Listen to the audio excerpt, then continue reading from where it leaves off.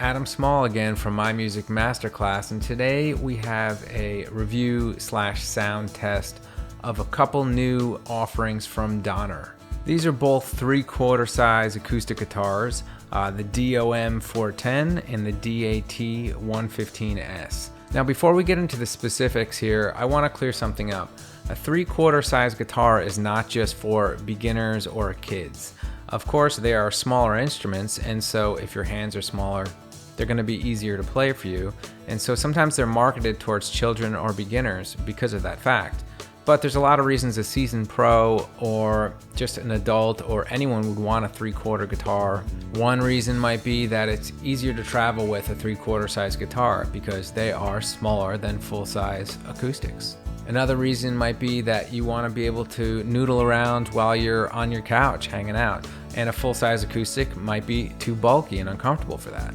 Or you might want to add to your productions. If you're layering acoustic guitar tracks in the studio or you have a home studio and you have a full-size acoustic, you have a ukulele, you have all kinds of different instruments, a 3/4 acoustic is going to sound different than a full-size acoustic.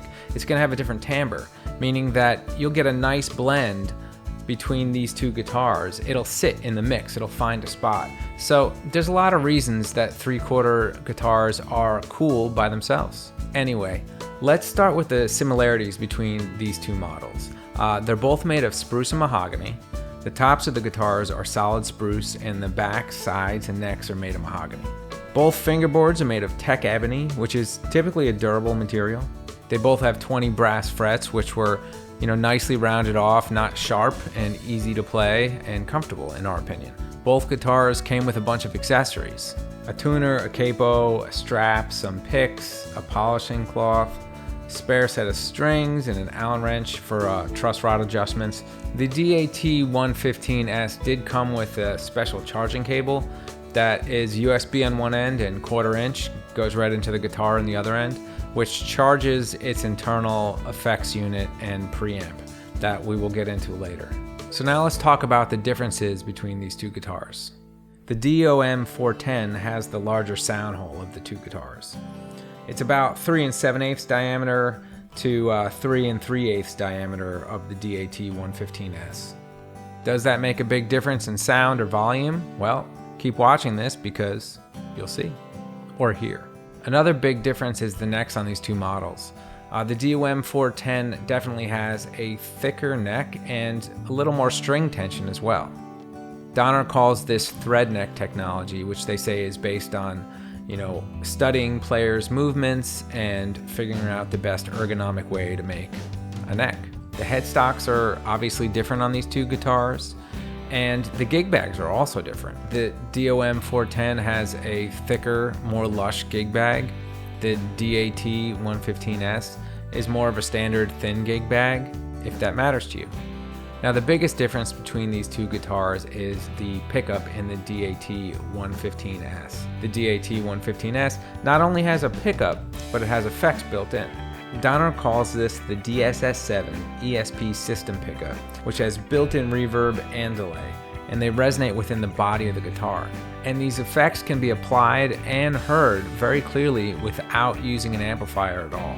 Donner also claims that the ESP system that they have on the guitar can increase the volume by 20 to 30% just by turning it on. So we'll see or hear what that sounds like too. As you may know, I'm primarily a bassist, but I also play guitar. But I'm not really going to play guitar in this video because I have a great friend with me today who is a better guitarist than I am. So I'm going to let him do it. To add some mystery and possible conspiracy theory to this video, my friend's going to remain anonymous, and we're going to try to block him out so you can't see his face during this. He has some gear endorsements, and we don't want to anger them, so we're just going to remain anonymous. But we still get to hear these guitars in a professional's hands, and therefore we'll be able to hear what this really sounds like. Now, along with these two Donner 3/4 size guitars, we're also going to do the playing examples on my full-size Taylor. I've done this mostly so that you can get a sense of what these guitars sound like next to a full-size acoustic. And they're gonna sound different. A full-size acoustic guitar is gonna have much more sonic range, much more low end. But the 3/4 should have a higher end, and they should be able to cut in a different frequency up top. So I am just putting it out there. This isn't a competition because the Taylor cost 5 times what these Donner guitars cost also. But I figured I'd put it in there so you can get a sense of what you're hearing. As for our filming location here, we're in a pretty big open room with some natural ambience, not that much, but a little bit. And I recorded everything with my stereo ORTF microphone at exactly the same distance. I didn't use any compression or effects on my outboard gear when mixing this down.